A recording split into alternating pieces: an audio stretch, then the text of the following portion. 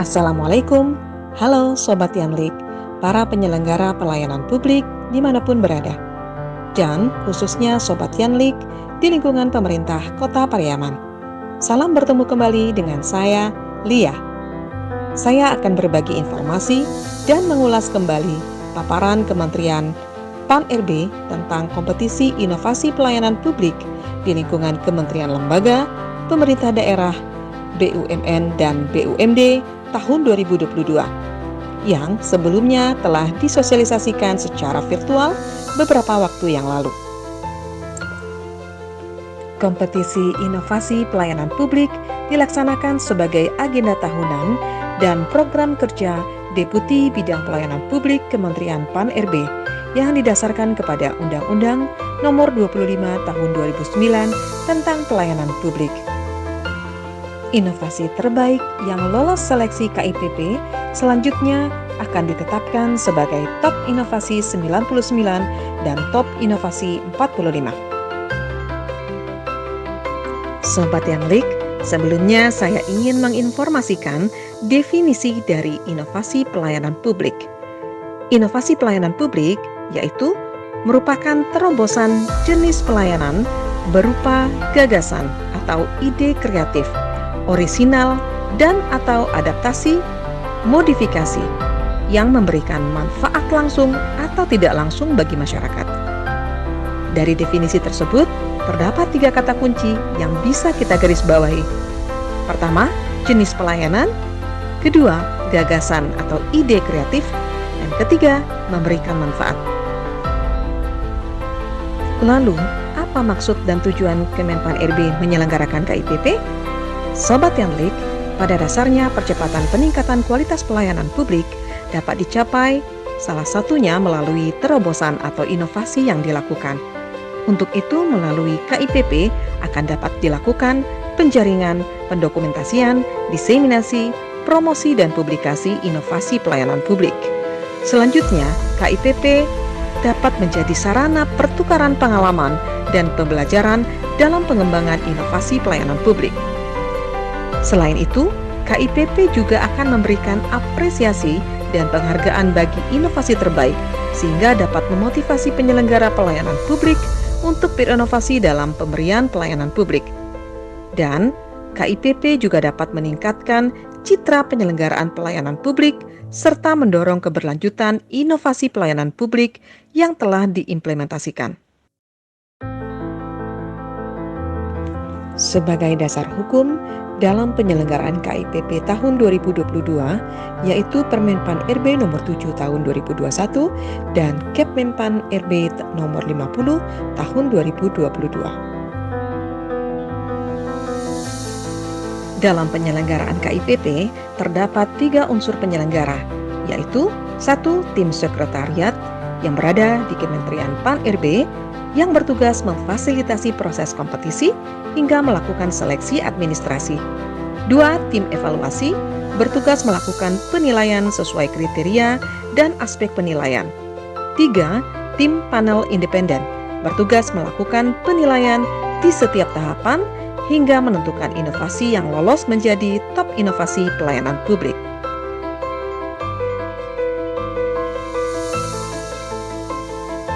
Siapa saja yang dapat menjadi peserta KIPP, mulai dari kementerian lembaga, pemerintah daerah, BUMN, dan BUMD. Dengan ketentuan, setiap peserta wajib mengajukan minimal 1 inovasi. Sobat Yanlik, berikut adalah tahapan pelaksanaan KIPP tahun 2022 diawali dengan launching dan publikasi pada tanggal 24 Februari 2022 yang lalu, yang juga telah dilanjutkan dengan sosialisasi nasional mulai tanggal 1 sampai 4 Maret 2022. Dan saat ini kita berada pada tahapan pengajuan proposal dengan batas akhir pengajuan sampai tanggal 15 April 2022. Hingga tahapan selanjutnya yaitu tahap seleksi, penilaian, hingga penyerahan penghargaan pada bulan Oktober 2022. Sebelum mengajukan inovasi, kita akan garis bawahi apa saja yang menjadi persyaratan KIPP 2022. Pertama, inovasi yang diajukan harus memenuhi kriteria inovasi. Dalam hal ini terdapat 5 kriteria inovasi dan akan kita bahas pada slide berikutnya. Selanjutnya, inovasi yang diajukan harus selaras dengan tema KIPP 2022. Kemudian, inovasi harus relevan dengan salah satu kelompok dan kategori inovasi, menggunakan judul yang menggambarkan inovasi dengan memperhatikan norma dan kepantasan, serta inovasi harus diimplementasikan paling singkat 2 tahun untuk kategori 1 dan 2, serta 1 tahun untuk kategori 3. Dan sebagai bukti agar melampirkan data dukung yang relevan dan valid. Selanjutnya, inovasi juga agar dilengkapi dengan surat keputusan pejabat yang berwenang sebagai penguatan bahwa inovasi tersebut digagas oleh perorangan atau digagas oleh tim. Serta inovasi dituangkan dalam bentuk video singkat dengan durasi maksimal 3 menit dan diunggah di kanal YouTube.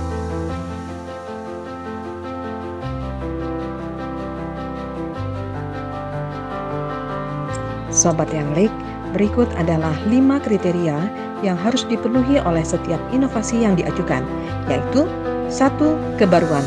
Artinya, inovasi merupakan hal yang baru diimplementasikan, memiliki keunikan, baik gagasan sendiri atau berasal dari modifikasi inovasi yang telah ada. 2. Efektif. Artinya, inovasi dapat secara jelas memiliki capaian yang nyata dan solutif terhadap isu permasalahan yang ada. 3. Bermanfaat. Artinya, inovasi secara konkret bernilai manfaat dan memiliki dampak terukur serta menyelesaikan masalah publik. 4. Dapat ditransfer. Artinya, inovasi mudah untuk direplikasi oleh unit pelayanan lain atau dalam konteks yang berbeda. 5. Berkelanjutan. Artinya, inovasi memiliki kekuatan dan dukungan untuk dapat diimplementasikan secara terus-menerus.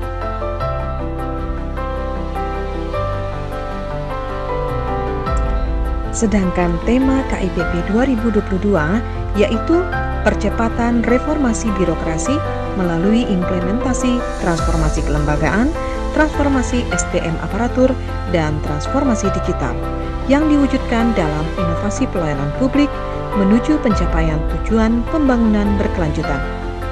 Dengan demikian, terdapat 2 agenda besar dalam pernyataan tema KIPP 2022, yaitu agenda percepatan reformasi birokrasi dan agenda pencapaian tujuan pembangunan berkelanjutan.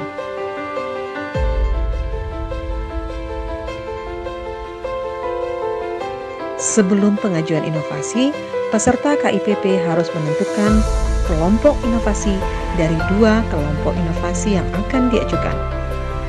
1.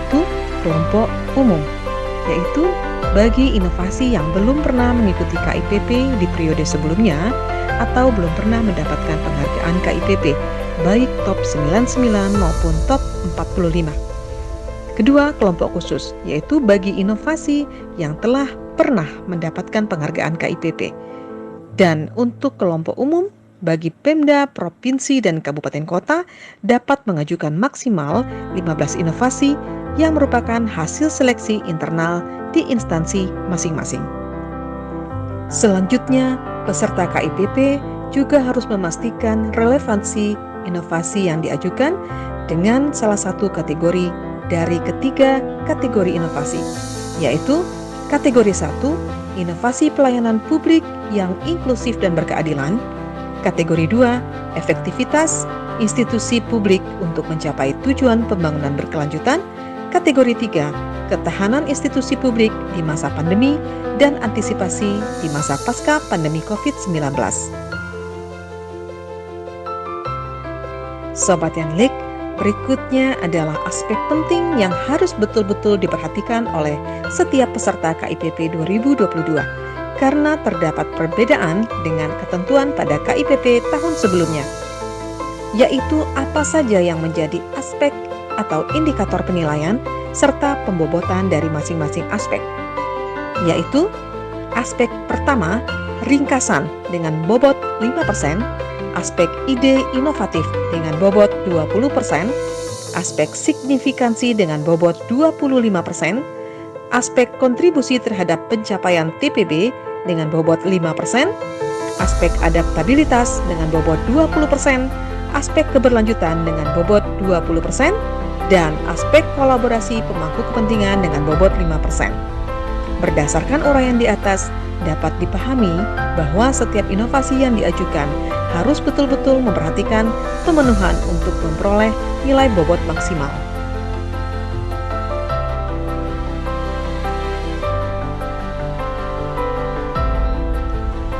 Dan dalam pengajuan inovasi, peserta KIPP menyampaikan proposal inovasi melalui Sistem Informasi Inovasi Pelayanan Publik atau yang dikenal dengan Sinovik melalui alamat web sinovik.menpan.go.id dengan batasan waktu pengajuan mulai 16 Maret sampai dengan 15 April 2022. Dan untuk dapat mengakses Sinovik, setiap peserta KIPP akan memperoleh akun Sinovik dari admin Kementerian PAN-RB melalui admin lokal yang ditunjuk oleh masing-masing pemerintah daerah.